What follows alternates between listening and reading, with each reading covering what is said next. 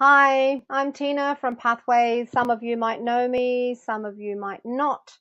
And I am here to explain to you how we should teach the G5. Whoops, let's get a white pen. The G5 and 6 classes this year. There have been some changes from last year, and you will find if you have been assigned to G5 or G6 classes, you will find in your cloud that there is also a very detailed teacher's plan, which shows you exactly what you have to do as a foreign teacher and what the local teacher must do. Now, the local teacher must, and this is very important, must have already shown and explained to the children what they're going to learn, which means not only the storyline, but also the key vocabulary, if there's any feelings, any emotions, any phonetics, any phonemimes, or whatever they call them. The local teacher has her work to do before we come in as the foreign teacher. Okay, now this is assuming that he or she has done the groundwork beforehand.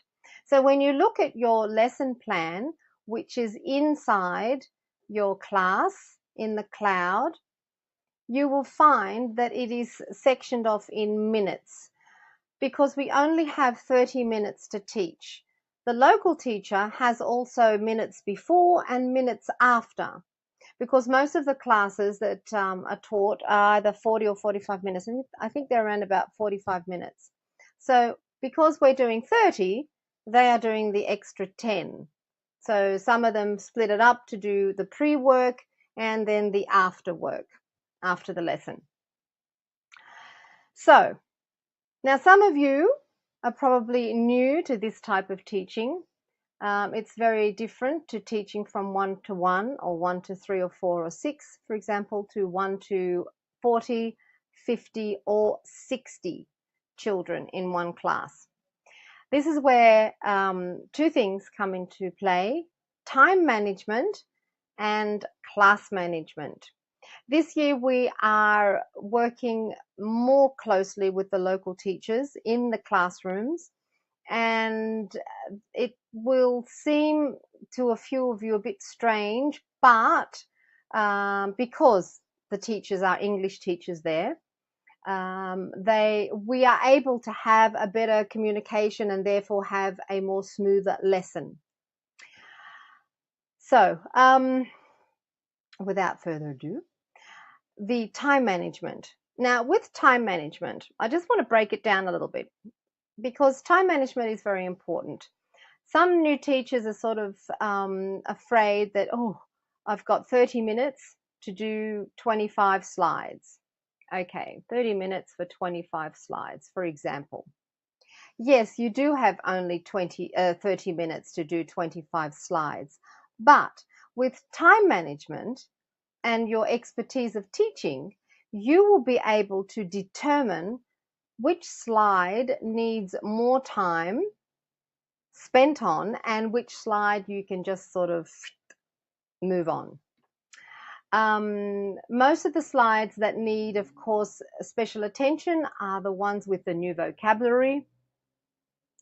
The new vocabulary, the ones, for example, that are thinking, like mind maps or thinking maps. They also need time. Dialogue slides sometimes need time, but if you have prepared beforehand, you will know exactly what to do and they will flow on. When you look at your teaching plan, as I said, you will see that there are actual minutes. In this particular teaching plan for G5, which is the new teacher PowerPoint, which you can see here, Mrs. Red, there is 8 minutes. There is 8 minutes before before you come into the classroom, 8 minutes at the local teacher. Now, that the local teacher will have prepared the class. The thing is, we are not sure as teachers if the local teacher has prepared the class. So the first thing you must do is you must assess the class. How do we assess a class? Okay. You assess a class by when you start the slides that you have to do on the PowerPoint, you must be able to elicit various words or various situations on that particular slide and see the reaction of the kids. I will show you as we go further down. Now, the other thing number one is to assess. Number two is if the teacher has previewed the pre-work with the children, and the children have actually gotten to do the extra exercises beforehand, then you can move on to the main body of the teaching of the PPT. If you have taught Chinese children before, you will know that just because they are 10-year-olds, it doesn't mean that their English will be at a 10-year-old level. They might be the same level as a 6-year-old. And of course, you will also get a 6-year-old which knows as much English as, say, a 10 or a 12-year-old. So this is where, again, point one comes into play, to assess the class to see what they know. Obviously, when you have a class of 40 or 60 children in one class, it's very hard to be able to understand if all of them understand the lesson, or are all of them pronouncing the new vocabulary or the existing vocabulary, are they pronouncing it correctly? We don't know.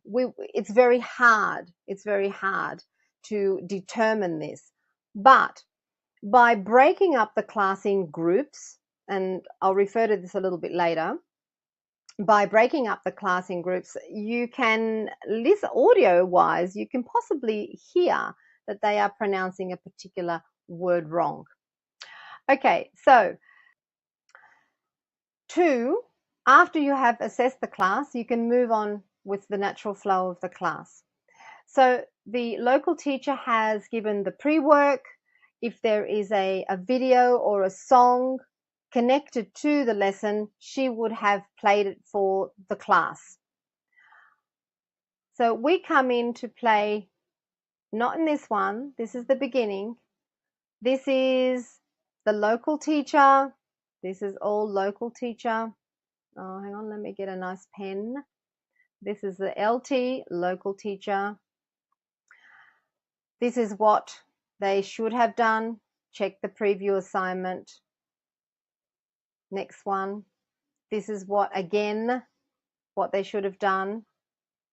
The next one, and why isn't it coming out? I don't know. Right. Now, a little trick that I like to play, because this is your first lesson with them, and possibly their first lesson of the season, what is really good is to turn off your camera. Come into the class, start recording, of course, from the beginning when the timer is there, but turn off your camera and play a little game and just sort of wait to see what the children think. So after the teacher has said this to the children, they'll start thinking, oh, is it a woman? Is it a man? You haven't spoken yet. Is it a woman? Is it a man? Or is it a boy or a girl? Because they probably don't know the woman and the man. So use it simple. And then this is still the local teacher. It's not us. It's still the local teacher. So the local teacher will say, we have two. We have the Nightmare Mrs. Red and the Real Mrs. Red, because the children have actually read the story and they have the Chinese translations here. So these are the differences. If you're familiar with mind maps or thinking maps, some of them have similarities, some of them have differences, but the main idea is always in the center. This map will also be presented if you've looked at the PPT towards the end, and that's when you'll get all the new vocabulary. Now, the teacher has actually taught the new vocabulary, which fits into this mind map. This is where we come in, the lead in. She says, let's welcome. Now, when you get to this slide, this is where we start from. So we start from slide 6 on this PowerPoint.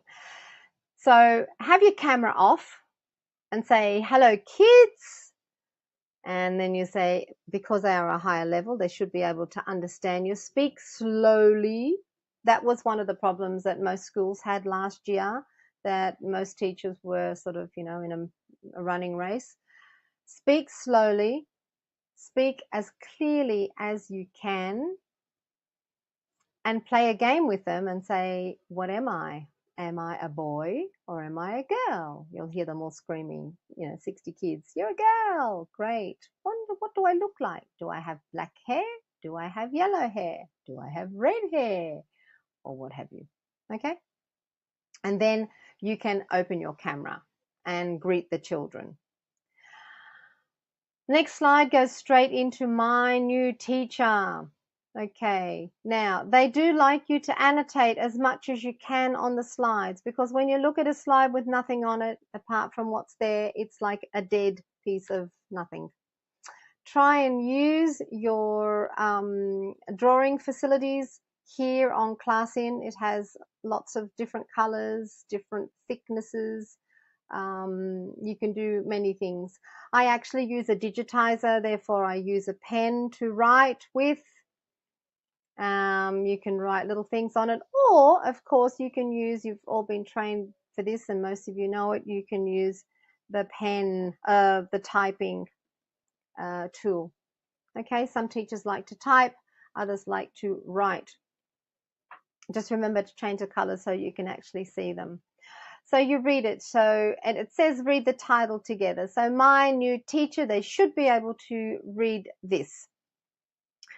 Now the listening, what's the new teacher like? Not what does, sorry. Does the boy know it? Now the students listen to the teacher, but then they listen, that is, to their local teacher. This is our slide. The first slide that we come in on is slide 9. This is where we come in dynamically. Now, instead of getting the children to read, even though it says the teacher reads it vividly, they have read the story. So my suggestions would be, so this is where you can assess the class. By assessing the class, you can ask, for example, where is he? Where is he? Do we know his name? 2 answers. He's at school. His name is Eric. How does he feel? What's the expression on his face? Everyone show me, right? Use your TPR. This is where you can use your body language. How do you think he feels? He's got a backpack on his back. Oh, is it heavy, the backpack? What's he got inside his backpack? He's got books inside his backpack. Great. Do you think he's nervous? He looks a bit nervous, doesn't he? He's got wide eyes and is looking. What's he looking at? He's looking at a poster on the wall. And what is the poster saying? Is the poster a sad poster or a happy poster? It's a happy poster because it says get ready for a colorful year. Next one. Now here we have another. The TPR of him being nervous. Show nervousness.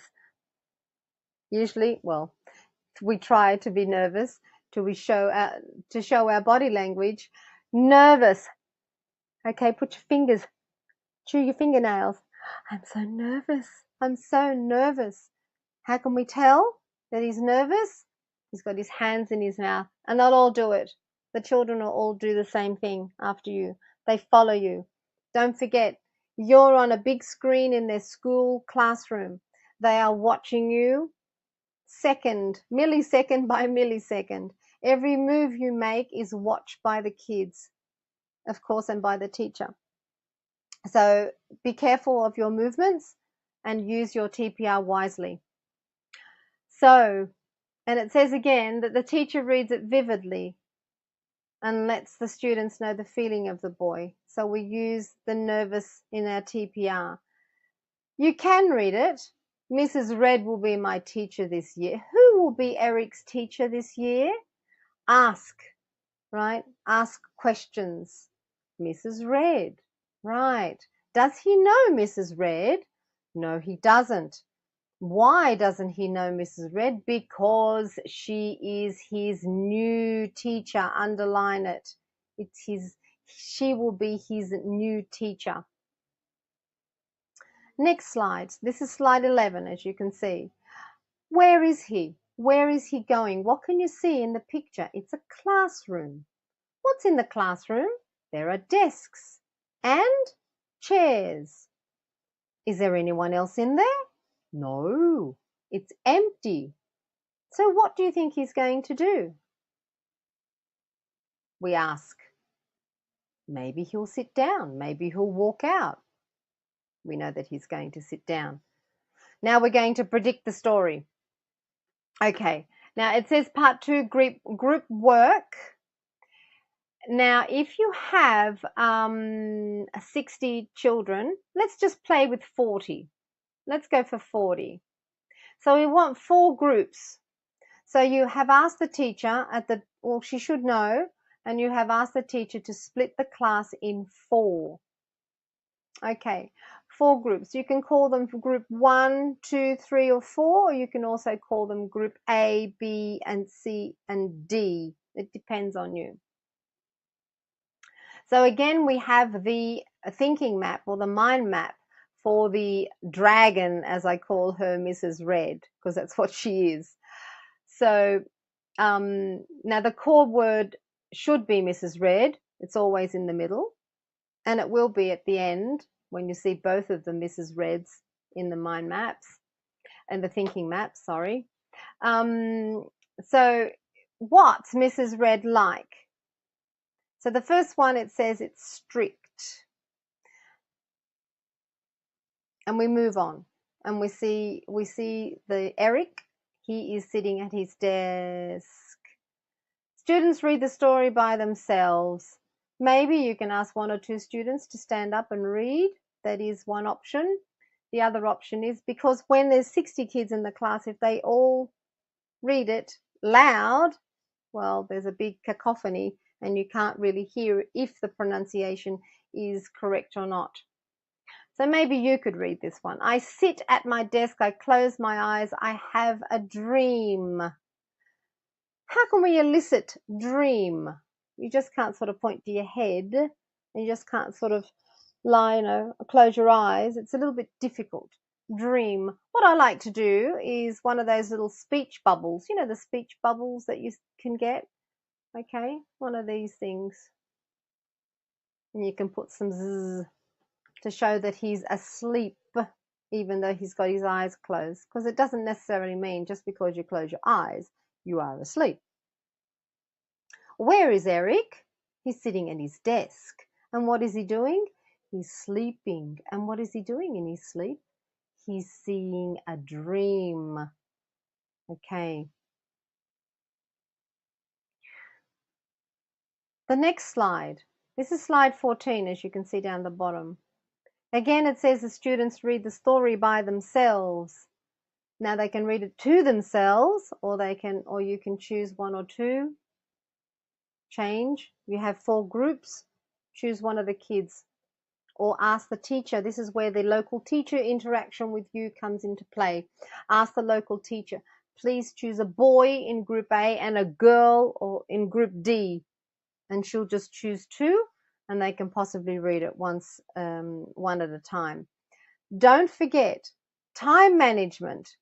Now, time management is your clock. Your clock is right at the top. I can see it now. Your clock is at the top of the class-in screen. That is what determines how your lesson is going to flow. Be very careful. 30 minutes or 40 minutes goes so quick when you're teaching all these kids all together. The first time you'll do it, you'll be amazed that I'm finished already. Okay, so always have your eye on that clock. It's very, very important. That was the time management that goes with the actual length of the time you spend on each slide. So this one, what can we see in this picture? What can we see? We can see Eric. And what's Eric doing? He's awake. But wasn't he dreaming before? We ask a question. What do you think is happening here?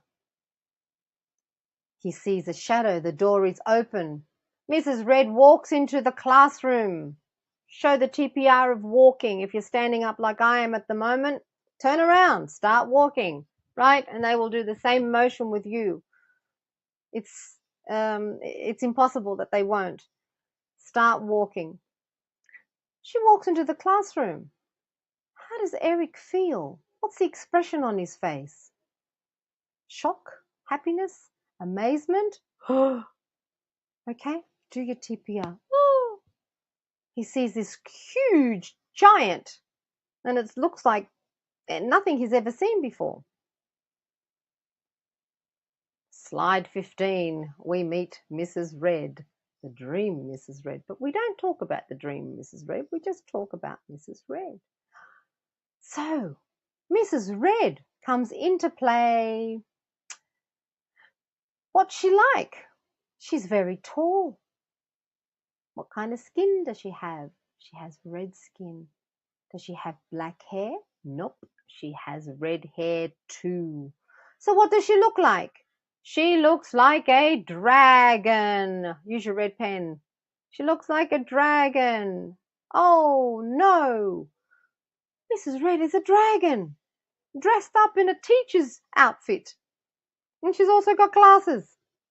How bad can she be? Terribly bad. Next slide.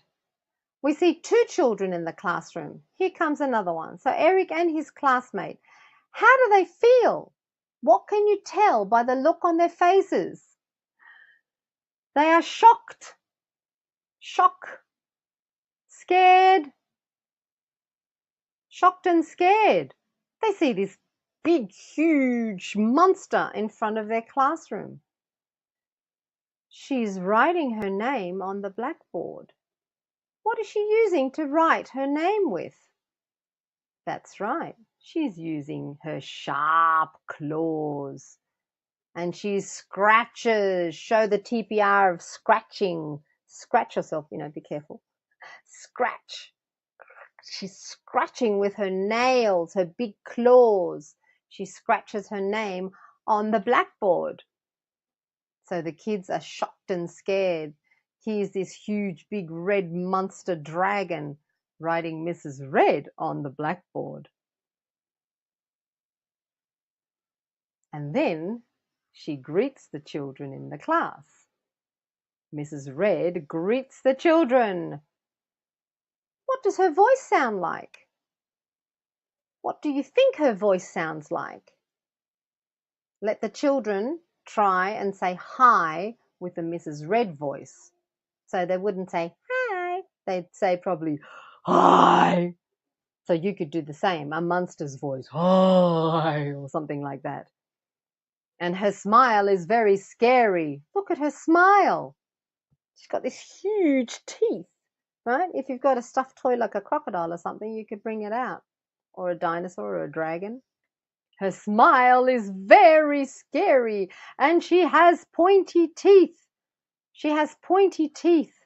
What other animal has pointy teeth? Here you could elicit and you could sort of expand, if you have time, of course. What other animal has really, really pointy teeth like this? And you might get someone say a shark. Maybe.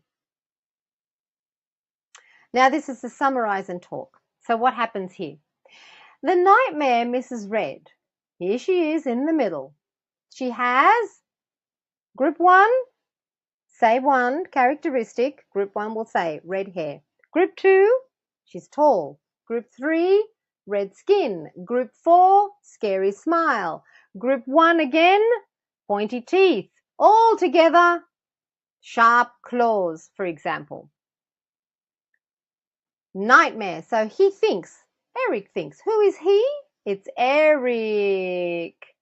Eric thinks Mrs. Red is red. Right. She is group 1, tall. She has red hair and red skin. Group 2. Group 3, she has pointed teeth and sharp claws. Why we use the groups is so that all the children can have a go or have a turn at answering. Because as I said, when you have 40 or 60 children in one class, because that's what you're going to have, it's very difficult to sort of, and it's very hard to hear them all together. It just, the sound of their voices, like 60 or 50 kids replying to a question at the same time, you're not going to hear anything. So if you have them cut down to groups of 10 or 15, you might be able to hear a wrong pronunciation. So, and her voice is loud and her smile is scary. So they've all got a turn at it. So 4 in one group. No, this one's not 4 in one group. This would be like, say, 10 in one group, or 15, 10 to 15, depending on the class size. Now they're going to, this is the dialogue. This is the interaction of the dialogue. Now, what is his name? This is good. Follow the teacher's notes down the bottom. What is his name? His name is Eric. Okay, what does he do? He throws an aeroplane. If you're any good at making aeroplanes, I'm not really sure, a bit of origami there. You got a little one, you can show the throwing motion of the aeroplane. You can throw it. Okay. The children can mimic and use their own body language to show how to throw, because we can see the picture of Eric actually throwing the aeroplane here. What does Mrs. Red do? She breathes fire. How do you explain breathe? Fire. Okay, fire. Hot fire. And what happens to the aeroplane? It disintegrates. Okay, so down here it says, can you throw a paper plane and can you breathe fire? We can't breathe fire. Only dragons and Mrs. Red can actually breathe fire. So Eric throws a paper aeroplane. Even though we have guessed, now the text comes up. And Mrs. Red breathes fire and the paper airplane is gone. No more paper airplane. It's absolutely gone. We are trying to predict here what she's doing. Circle her foot. Her foot is our TPR to stomp. Now, obviously, they can't see our foot, but we might be able to hit our desk and make a noise, a stomping noise. What does the girl do? What is she doing? What is she doing? She's chewing gum. Show us how to chew gum. Do your motion of your mouth, chewing. Yum, yum, yum, yum. Okay? If you've got chewy gum, you could probably blow a bubble. Be careful with the bubble. She's chewing gum. Is Mrs. Red happy? No, she's not. Why isn't she happy? Because this little girl is chewing gum. And how can you tell she's not happy? Look at her face, her eyes. And she's going, so sort of open your eyes. You might growl a little bit too, or whatever dragons do. And she stomps her foot. So she's looking at her really, really angrily, and she's stomping her foot. Dora is the little girl. And what is Dora doing? Again, she's chewing gum. And what happens to the floor? It shakes. The floor shakes. Okay, earthquake. The floor is shaking. Where's the floor? This is the floor. She's standing on the floor. Along here, you can probably even draw a line if you wanted to. The floor shakes. How does Dora feel? I think she feels pretty scared. The next slide shows the little boy sitting at his desk, and he is not very happy. He is totally, totally scared. Why is he scared? What is Miss Red doing? She is roaring. Backpack, backpack, roar, roar. Okay, roar, the sound. Get them all to roar. Not too many of them. Roar. She's roaring. She's roaring at the top of her voice. Why is she roaring? What did Frank do? This is Frank. What did Frank do? Use your writing. What did Frank do? He forgot his backpack at home. And Mrs. Red roars. Is her voice soft and sweet? No. Her voice is loud, loud and frightening. So Frank is really, really scared. The next slide, we're up to slide 23. Time management. It's flying. Trust me, it does fly. We can see in the next picture, what can we see? What does Penny do? This is Penny. Penny is asleep. How can you tell? By the zzz on the slide. She fell asleep. Poor little Penny. What did Mrs. Red do? She lashed her tail. What you can do in this case, for example, if you have a stuffed toy, and obviously this is a kangaroo, it's not a dragon, but it's got a long tail. So you could do the motion of, right? It's swinging her tail, because when you click on it and the text comes up, Mrs. Red swings her tail, right? Or any other animal you have, maybe a dog or a cat or something, preferably not a real one, swings its tail. And what does she do? She breaks. She swings her tail and she breaks Penny's desk. Do you think Penny woke up? Yes, they'll all say she woke up. Now, this is when we get into groups. This is to go over it again.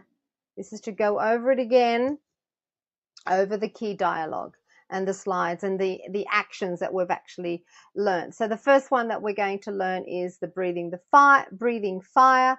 The second one is the stomping. The third one is the barking, the backpack barking, the roaring. And the fourth one, of course, is the breaking of the desk with her tail. So the teacher, your local teacher then, will again divide the class into 4 groups. And the first group will read this, and they will do the motion of how Eric throws a paper aeroplane. So they'll all go how he's going to. You can split the group in half. Half the group will throw the paper aeroplane and the other half will breathe fire, and the paper aeroplane will disappear. That's the first one. Group 2 will be, you can split up group 2 in 2. Dora will chew gum. So half of group 2 will chew gum, and the other half will stomp their feet, and they'll physically stomp their feet. So they'll make a noise. Okay, be prepared. And the floor shakes. Everyone move. Group 3, again, split them in 2. Frank leaves his backpack at home. Backpack, you can have a bag and you can say there's no backpack. He leaves it at home, no backpack. And the other half will be the roaring Mrs. Red, so they can all roar and really loud. Group 4, again in 2. Half of them, you can put them to sleep. Just show them the sleep mode. Put the 2 hands together and let them put their head on their hands. And the other half are swinging a make-believe tail, right? Some of the girls might have some ponytails and they might be able to swing, right? Something like that. Okay, and she breaks Penny's desk. You can also make the breaking. You can show break. You can show break if you've got something that you can bend. You can show the break. And then part 3 is the speaking. So what's Mrs. Red really like? Does the boy like her? We don't know. We're going to think about it. Next slide. This is slide 26. On slide 26, Eric obviously wakes up. Uh-oh. How does he feel? What does he look like? What do you think has happened? Eric has woken up. I wake up and I open my eyes. I open my eyes because he heard the bell ringing. Ring, ring, the bell rings. The bell rings. Ring, ring. Okay. He's surprised. Is he not? I think he's a bit in shock as well. Now, we can see a lovely young woman standing in the front, probably of the classroom. Like it says, a woman stands in the front of the classroom. She is Mrs. Red. Is Mrs. Red red? No, she's not red at all. Does she have sharp claws? She doesn't have sharp claws. Does she have pointy teeth? She doesn't have pointy teeth. So here we have the real Mrs. Red. The real Mrs. Red. How do you think Eric feels? Relieved. And why do we say he's relieved? Because it was only a dream. Look at Eric in this picture. Is he happy? Yes. How can you tell? His eyes are wide open and he has a big smile on his face. A very big smile. Mrs. Red, is she kind? Yes, she is. Mrs. Red is very kind. Just another way of actually reading the text instead of saying it word for word. She smiles at me. I'm glad Mrs. Red is my teacher. Is Eric glad? Yes, he is. How can we tell? Because he's smiling. Big, big smile on his face. Now, summarize. Again, just like the previous one, we had a slide like this with Mrs. Red. So this is the real Mrs. Red. Group 1, they can read. So you read the first one. Mrs. Red is not red at all. Group 1, tall and pretty. She has long blonde hair. She has 2 big eyes. Her voice is beautiful and her smile is sweet. Do you like Mrs. Red? The real Mrs. Red? Yes, we do. Do you like the dragon Mrs. Red? No, we don't. They'll all come up with that because by this time we know what's happening. Now, when you get to slide 30, you have the mind map. And when you first open the slide, you just have the Nightmare Mrs. Red and the real Mrs. Red. When you click on the arrow, again, all the vocabulary will come up. But get the children to try and tell you what words they remember to be able to describe, for example, the Nightmare Mrs. Red and the real Mrs. Red. So, the Nightmare Mrs. Red was red skin, red hair, long claws, long tail, loud, very ugly. For example, the real Mrs. Red was kind, nice, a beautiful voice, a sweet smile, etc. When you hit the next one, they all come up. So you can see.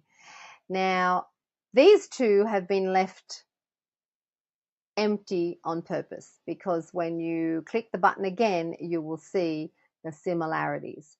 So first, it would be advisable to just quickly go through the differences between Nightmare Mrs. Red and the real Mrs. Red, and then you will see you can see the lines saying that that they have in common.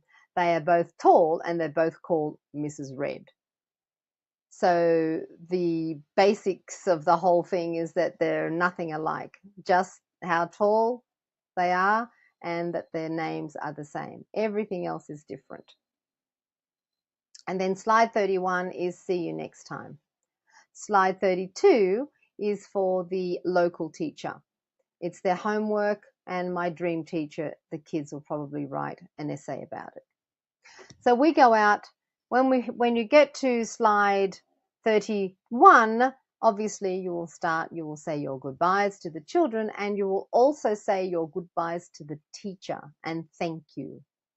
Okay, because don't forget, we're there because of them. Okay, so don't just say goodbye to the children, say goodbye to the local teacher and thank you. So the interaction, as we said, is as much as possible. She controls the groups. She will control which children to stand up, which groups. What you tell her which groups you want, group 1, 2, ABC, to be able to do the different activities. Okay, so remember, what the teachers want is they want us to be able to use as much TPR as possible. Okay? Oh, TPR as possible.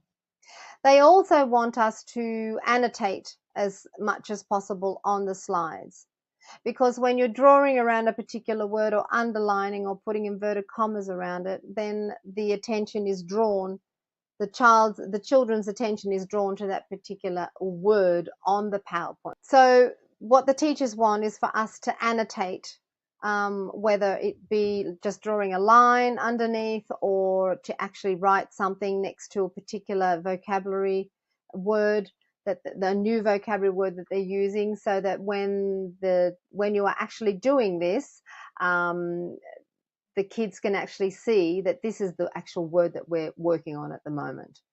Okay.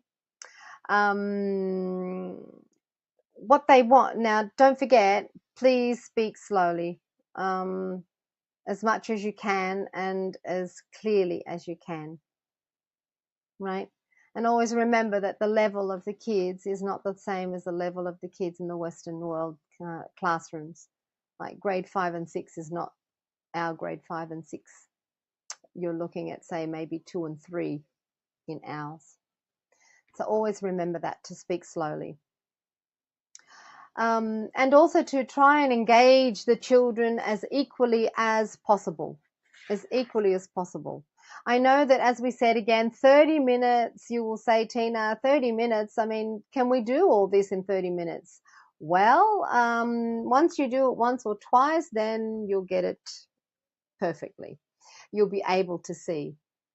As I said before, please, you need to review the lessons, not 5 minutes before. You will not have time. You need to review the PowerPoints for each and every lesson, and you need to really study the teaching material. The teaching material this year has been set up with the cooperation of local teachers and our teachers. Please try and stick to it as much as you can. There is enough material on each slide, on each PPT, and each lesson for the 30 minutes. They want us to stick to it, and that's what we should do. You will rarely find that you have time to kill, especially at the end of the lesson. Sometimes you will find yourself scrambling to get through to slide 30, for example, like in this lesson. So be very careful like that. Role play, try and get the kids to do the role play as much as they can. For example, in this case, it was the fire breathing. Okay, let them have some fun, because as professional teachers, we know that learning with fun is better than just sitting there reading a textbook. And that's what we're not doing. We are making our lessons fun, professional, but also fun. So the first thing, again, was to assess the class. Assess the class to see if they know what the story is about, if they have had, if they have seen the preview work. Secondly is if they have, to go through the slides and interact with them as much as possible with the groups. Interact with your local teacher. If you need her to do something, if you want to ask her something, ask. It's fine, because it's all in English and the children are listening too. And as I said, they're keeping their eyes on you millisecond by millisecond. Nothing escapes them. Okay.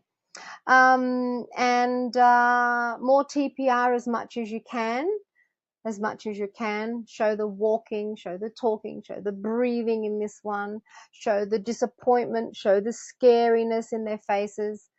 I'm sure you'll be able to do that. And that's about it, I think. So if you have any questions on this, please